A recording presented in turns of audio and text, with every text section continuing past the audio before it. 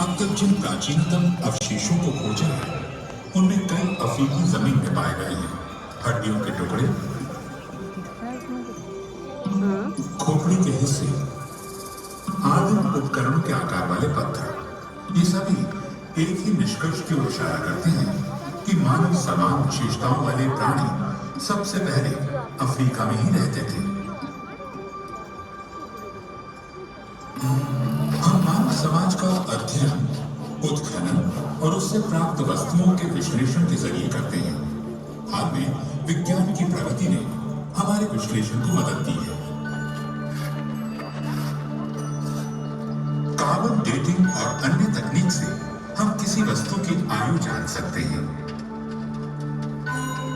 अब एक पुरानी हड्डी के टुकड़ों से डीएनए हासिल कर इसकी तुलना अन्य लोगों से कर सकते हैं। करीब 50 लाख साल पहले मानव वंश वृक्ष विभाजित हो गया। आधे वानर के रूप में विकसित हुए, जैसे हमारे करीबी आनुवंशिक संबंधी चिंपैंजी, जबकि अन्य हमारे आरंभिक पूर्वज के रूप में विकसित हुए। एक अहम खोज से पता चलता है कि कब वानर इंसानों की तरह हो गए। रात में जीवाश्मित उनके पैरों के निशान बताते हैं कि पूर्व मानव वानरों का एक समूह ज्वालामुखी की छाया में चला था।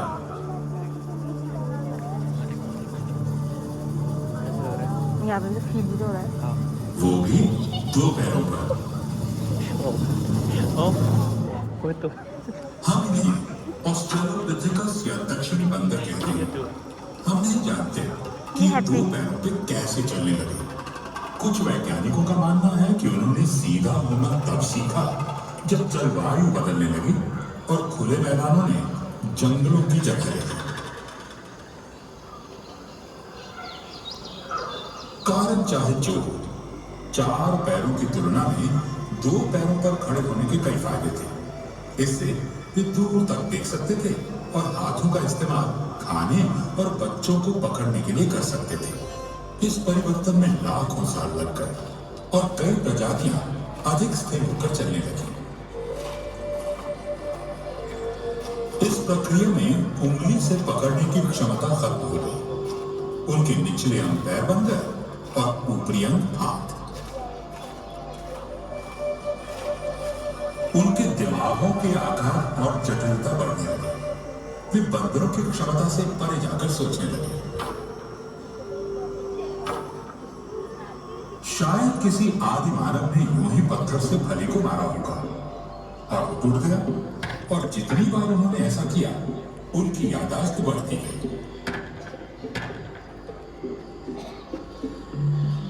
कुछ समय बाद उन्होंने पत्थरों को ही तोड़ना शुरू किया और उन्हें नुकीला बनाया ताकि उनका इस्तेमाल फली तोड़ने के साथ साथ मांस काटने में भी हो सके। हम इन्हें होमो या मानव कहते हैं। उन्हें नए औजारों से अन्य जानवरों द्वारा छोड़े गए मांस को काटने में मदद मिली। मांस खाने से उन्हें अधिक प्रोटीन मिलने लगा। कुछ विशेषज्ञों का मानना है कि इस कारण उनके मस्तिष्क के आकार बढ़ गए। उनकी तादाद बेशक कम नहीं होगी, मगर वे परिस्थितियों से अनुकूल होने में वानरों से अधिक सक्षम थे और वे अफ्रीकी जंगल वाले इलाकों से बाहर जाने लगे।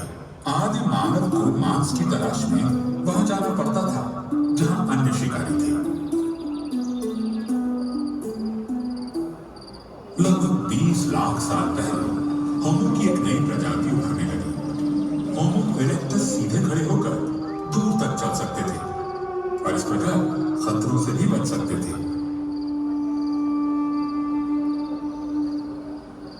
मध्य पूर्व और एशिया में पाए गए जीवाश्मों से पता चलता है कि इस प्रक्रिया में वे अफ्रीका से बाहर फैलने लगे। जैसे जैसे वे नई जगहों पर गए उन्होंने नए हुनर सीखे।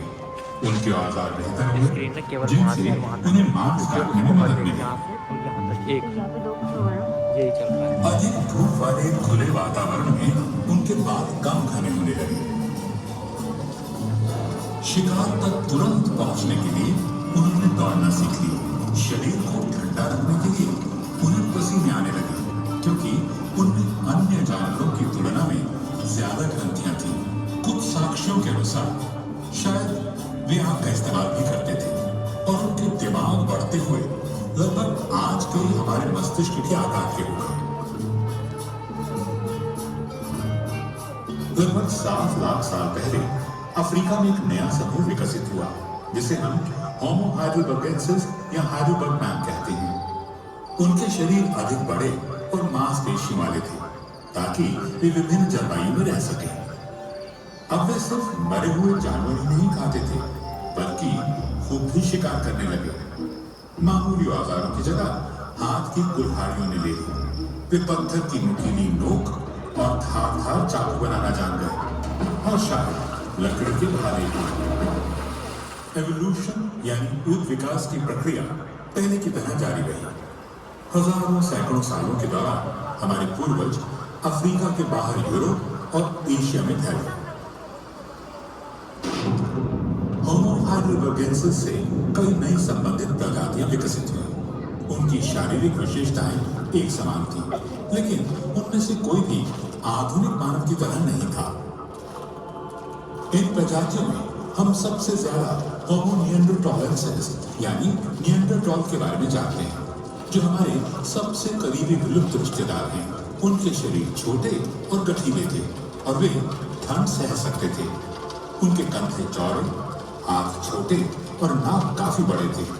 वे आदिम पोशाक पहनते थे। वे पहले से बेहतर औजार का इस्तेमाल करते थे और पत्थर काटने से पहले औजार का आकार तय कर लेते थे। वे शायद किसी आदिम भाषा में बातचीत करते थे और सबसे महत्वपूर्ण बात यह कि उन्होंने आग जलाना और उसका इस्तेमाल करना सीख लिया था। हमारे पास निएंडरथॉल के समय के पुरातात्विक प्रमाण ज्यादा है। निएंडरथॉल की जीवाश्मिक हड्डियों के फ्रैक्चर और जख्मों से हमें पता चलता है कि इनके जीवन मुश्किल भरे थे। लेकिन ऐसे भी उदाहरण हैं जिनसे पता चलता है कि उनकी उम्र लंबी भी हुआ करती थी। निएंडरथॉल और उनसे संबंधित प्रजातियों का लाखों साल तक अफ्रीका के बाहर दबदबा था। वे यूरोप से इंडोनेशिया तक अलग अलग वातावरण को सहते हुए सफलतापूर्वक रह सकते थे। लगभग 7,000 साल पहले अफ्रीका में विकसित एक नई प्रजाति बाहर फैलने लगी। ये पहले आधुनिक मानव थे जिन्हें हम होमो सैपियंस कहते हैं। कुछ समय तक ये विभिन्न प्रजातियां साथ साथ रहीं। हमारे पास साक्ष्य हैं कि वे संकरित थे और विचारों का आदान प्रदान करते थे, जैसे गहने बनाने और इन्हें पहनने के तरीकों के बारे में। उन्होंने पोशाक के लिए जानवर की खाल का इस्तेमाल किया होगा। फिर निएंडरथॉल लुप्त होने लगे, शायद इसलिए क्योंकि उनके मांसपेशियों वाले शरीरों को जरूरत पड़ती थी अधिक भोजन की। आधुनिक मनुष्य लंबे लेकिन कम वजन के थे। उनके बच्चे देर से व्यस्त होते थे, इससे उन्हें विकसित होने और सीखने के लिए ज्यादा समय मिलता था। उनमें चिंतन की क्षमता आ गई थी। वे निएंडरथॉल की तुलना में बेहतर तरीके से शिकार और भोजन इकट्ठा कर सकते थे। उन्होंने हैंडल युक्त औजार, बेहतर भाले, छेद वाली सुई, हापुन और गहने बनाए। वे ठंडे मौसम में अनुकूल कपड़े पहनने लगे और पहली बार जूते का इस्तेमाल भी किया।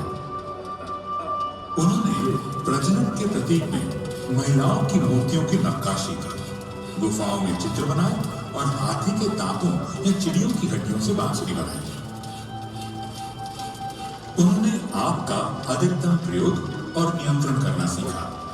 आदिम चूहों के पुरातात्विक खोजों से हमें पता चलता है कि वे पारिवारिक समूहों में रहते थे। आग हर समय मौजूद रहती थी। उन्हें उससे गर्मी और रोशनी मिलती थी और जंगली जानवरों से बचाव भी होता था। उन्होंने ऐसी स्थितियां बनाई ताकि वे अपनी दुनिया के बारे में ज्यादा जान सकें। जीवन के बाद क्या होता है, ये होमो सैपियंस के लिए एक बड़ा सवाल था। 1 लाख साल पहले मध्य पूर्व में साफ सफाई के लिए मरे हुए लोगों को दफनाया जाता था। हो सकता है अन्य क्षेत्रों में मुर्दों को जलाया जाता होगा, जिस कारण पुरातत्वविदों के पास इसके कोई सबूत नहीं है। तकरीबन 40,000 साल पहले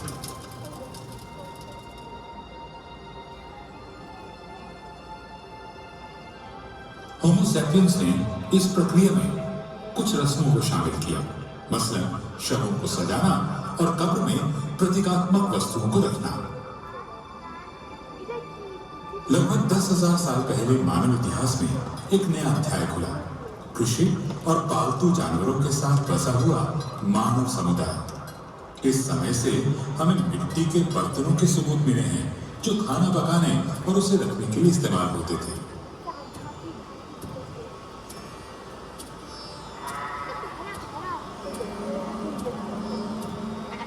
बिल्कुल वैसे ही हमें सबूत मिले बुनी हुई टोकरियों के।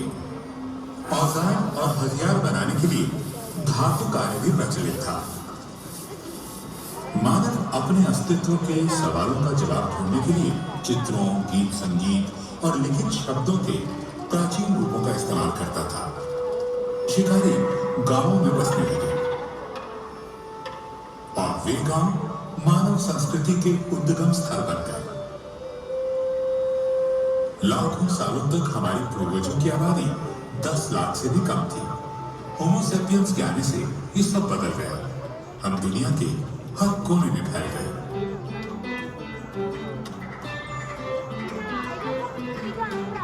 जैसे जैसे मानव आबादी बढ़ती और फैलती गई, स्थानीय समूह विकसित हुए और जैविक विविधता बढ़ी। वातावरण में आने वाले लगातार बदलावों के मुताबिक हम अपने आप को ढालते गए। इससे और अधिक विविधता आई। यह प्रक्रिया जारी है। मानव जाति निरंतर बदलाव की राह पर बढ़ रही है।